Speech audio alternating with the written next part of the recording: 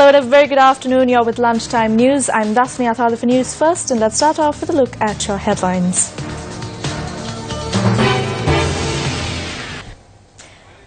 Van allegedly used for the abduction of journalist Keith Nahoyar and the assassination of veteran journalist Lasantha Wickrematunge found in Piliyandala. Paramedic trade unions launch island-wide trade union action. Mass-scale timber racket in Akurasa unravelled.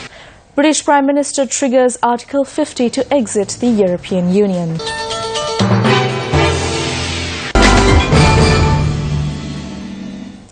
Members of 5 trade unions belonging to the paramedic services commenced a 24-hour token strike at 8 a.m. this morning.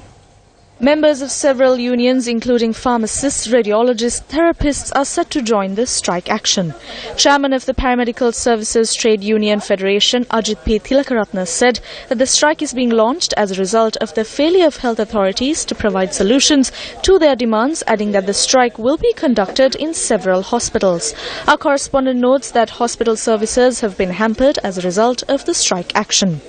OPD patients were given 3 days drugs from the Osuhala at Nugegoda, and the clinic patients who are supposed to collect their drugs today will be given drugs either tomorrow or day after tomorrow, or they can collect within the next 1 week at any day from our clinic dispensaries. And all the blood investigations are sent to outside laboratory, which was given as the lowest quotation. And News First asked Director General of Health Services Dr. Jayasundara Bandara for his reaction.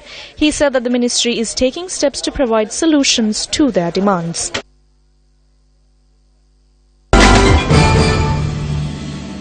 An event to unveil a statue of Lord Buddha at the Sudwela Sri Abhay Vihare in Marudana was held under the auspices of Prime Minister Ranil Wickremesinghe. The Buddha statue is 33 feet tall.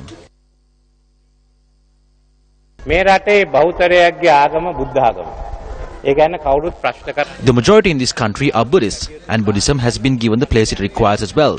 There is no question about that. But according to the philosophy of Lord Buddha, we must respect every other religion as well. We must allow them to follow those religions. It is everyone's right to do so, and we must protect those rights. If we don't, we cannot be Sri Lankans. We need to have the strength to accept other faiths while respecting our own. For instance, during the festival of Vesak, there are many dansals in operation, but they are not limited to just Buddhists. All Sri Lankans, all races and communities come together on this occasion. To create an identity of a united Sri Lanka, religious coexistence alone is not enough. There also has to be coexistence among all races. It is the politically bankrupt who take on the path of racism and religious hatred. We do not need that. Today, we all work together. The draft of the National Policy on Child Protection, formulated by the National Child Protection Authority, was unveiled today. A group including officials of the National Child Protection Authority and Inspector General of Police, Pujit Jayasundara, were present for the occasion. This policy will enable children and families to have a basis to obtain quick and easy services with equality. It will also create a basis to hold the government accountable. Starting today, we will obtain the views of the public and other stakeholders with the hope of tabling this policy to the Cabinet in a few months. There is a reason for a policy to be drafted, but why? The answer is quite obvious, because there is no policy at all. If there is a policy for a certain matter, there wouldn't be a reason for a policy to be drafted. There is also an instruction manual for police officers in this draft, which I think is really good. It is already late, but it is better to formulate properly and implement it late rather than not doing it at all. Still in local news, a stock of timber that was to be illegally transported from the Akurasa area was seized following a raid carried out by the Police Special Task Force. According to the police, the raid was carried out following a tip-off that was received by the Police Special Task Force. An illegal timber mill was also discovered during the raid. Further, the 2 individuals, including the owner of the illegal mill who was arrested by the police, are due to be produced before courts today. Police note that while the size of the stock of timber is yet to be estimated, the timber has been handed to the Kumurupitiya Forest Reserve Office. The Department of Meteorology states that showers or thunder showers will occur after 2 p.m. today in most provinces. According to the forecast, fairly heavy falls of more than 75 millimeters can be expected at some places in the western, Sabaragamuwa, central, Uva and southern provinces. Moreover, a few morning showers can also be expected in the coastal area of the eastern province. The department adds that there may be temporarily localized strong winds during thunder showers. The general public is kindly requested to take adequate precaution to minimize damages caused by lightning activity. A van believed to have been used for several crimes, including the abduction of journalist Keith Noyar and the killing of veteran journalist Lasantha Vikramathunga, has been taken into custody by the Criminal Investigations Department. Police media spokesperson DIG Priyantha Jayakodi said that the said van had been located from a house in Piliandala belonging to a woman known to Army Major Bulatwatha, who is currently in police custody over the abduction of Keith Noyar.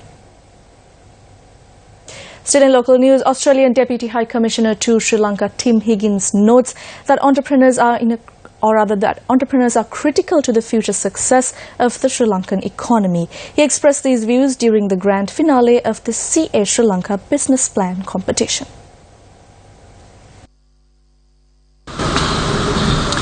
Entrepreneurs are sort of the rock stars of the 2010s.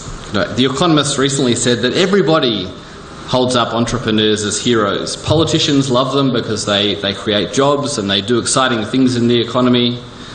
The public love them because they're exciting and new. Entrepreneurs are going to be critical to the future success of Sri Lanka's economy. I've been here about 20 months and I've been very impressed by the vision of entrepreneurs and business people who I've met here. And these, particularly the entrepreneurs, are the people who are going to underpin the next stage of Sri Lanka's growth. These are the ones who will be doing great things for Sri Lanka's economy by adding value to existing industries and identifying new business opportunities. Australian businesses are increasingly interested in Sri Lanka. They see big opportunities here. And that's because Sri Lanka has amazing natural assets, has a very strategic location in the Indian Ocean, has extremely friendly and highly skilled people. And so we're seeing a lot of business delegations coming through. I met with a big Australian mining company this morning who are interested in investing here. We're doing our bit to add to the $1 billion in two-way trade, which we both agree we can grow in the future. And we're exploring opportunities in mining, in IT. I know Jivan's very active in the IT space, in business services, retail, education, and many other sectors. And we're very, very grateful to our friends in SLAC in helping to identify partnerships that haven't been built yet and building them.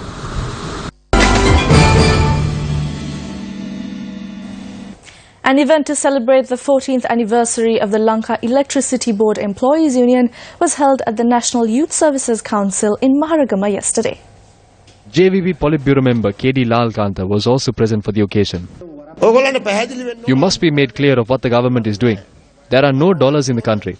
The country's farmlands and state enterprises are being given away.